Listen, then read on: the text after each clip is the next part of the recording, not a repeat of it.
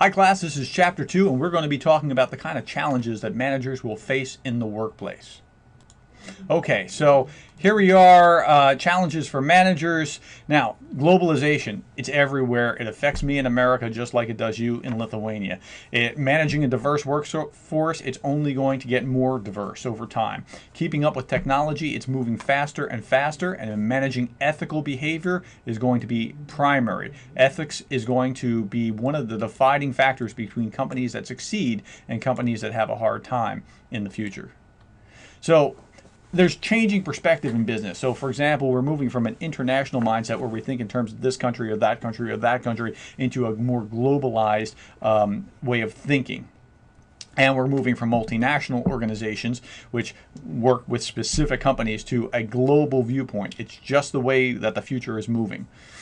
Changes in the global marketplace. Think about all the things that have happened. The collapse of Eastern Europe, 1991, Lithuania getting its freedom, and the Soviet Union collapsing, and East and West Berlin reuniting, perestroika in the Soviet Union, the expansion of business with China. The way that the Chinese practice business is a matter of social exchange, where what they actually do is you're either in a network or you're not in a network, and if you're not, we don't trust you. If you're in, you're solid.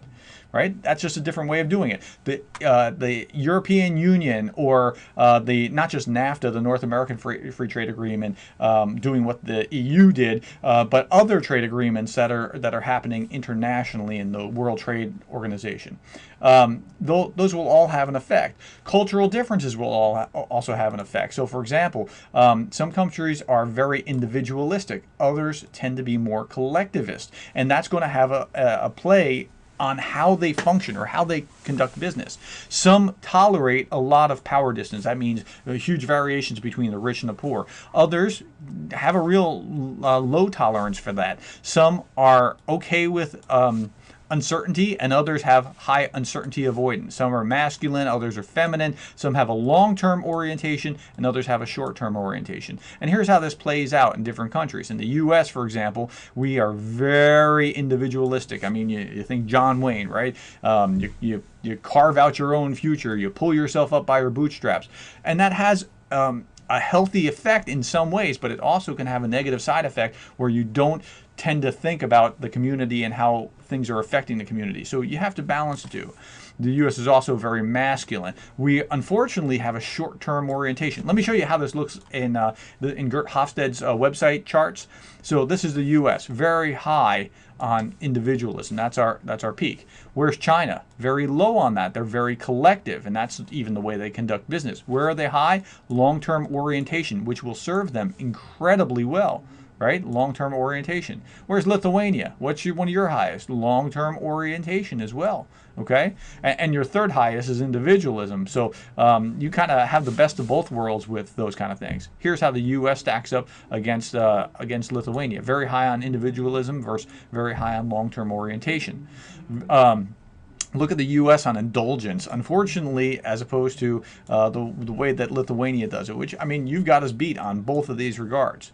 Okay, diversity. Let me shift gears and talk about diversity. Diversity is generally a good thing in the sense of it strengthens the organization if the diversity is the right kind of diversity and it is handled well. What do I mean by the right kind of diversity? Okay, so we get better ideas.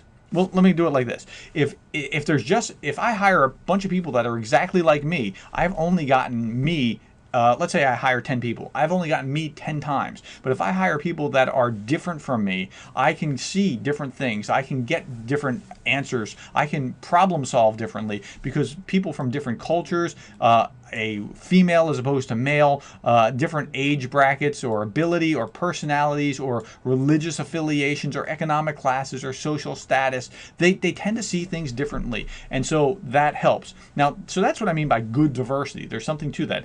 But not all diversity is actually meaningful. If I were, getting somebody from a different culture or a different age bracket or a different social class to see the same problem is healthy. Getting maybe a cheerleader, not so healthy. It doesn't, I mean, there's not really a lot of added value there. The Unabomber, this is Ted Kaczynski. He's a guy that blew up some people in the United States. Not a very healthy, we have to have a diverse number of criminals in our organization. No, you don't want criminals in your organization. That's not healthy diversity.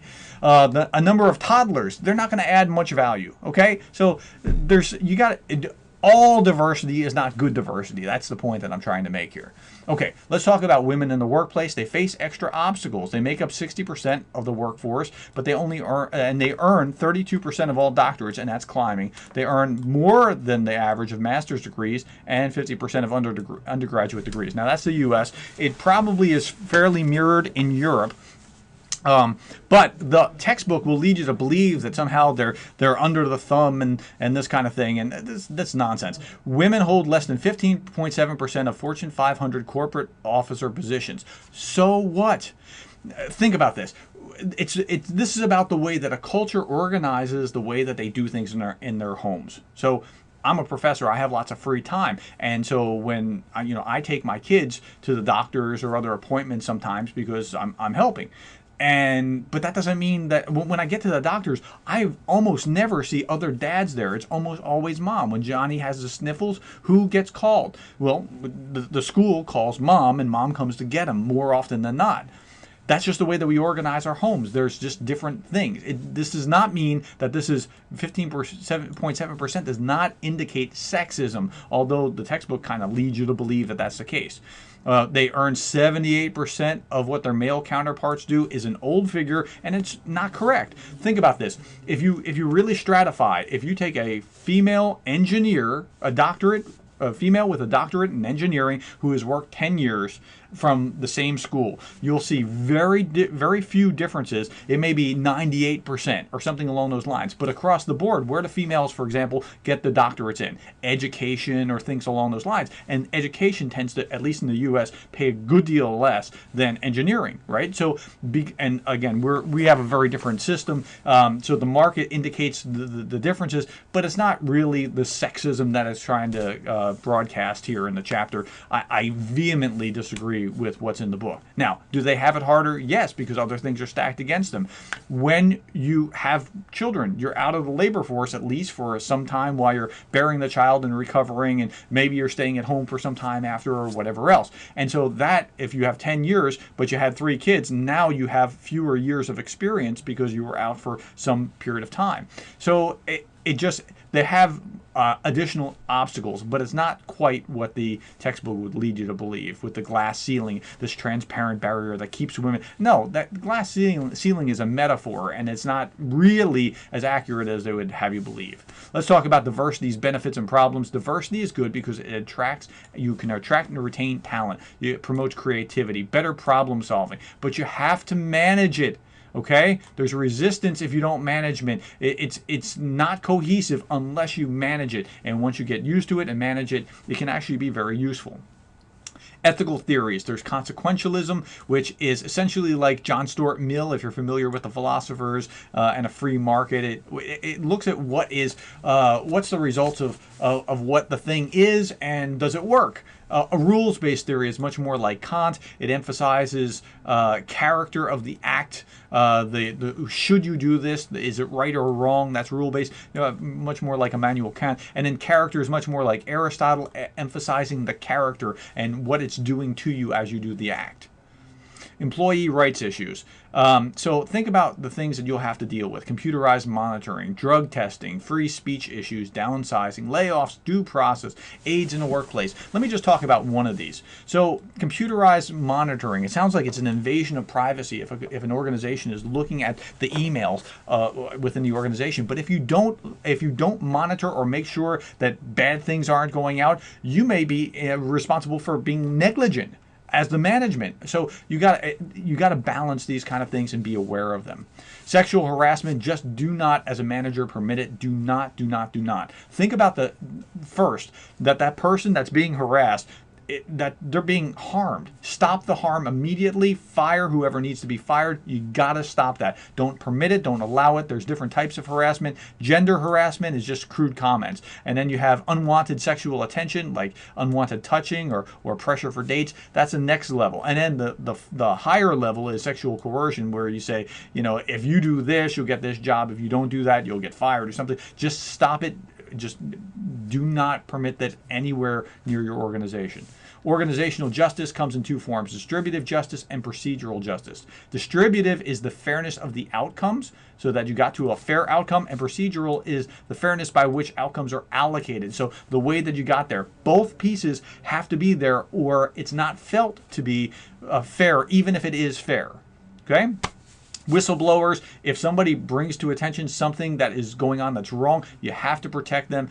You'll send an ethical signal to your organization if you protect them and do right by them. Social responsibility is just behaving ethically as a good member of society.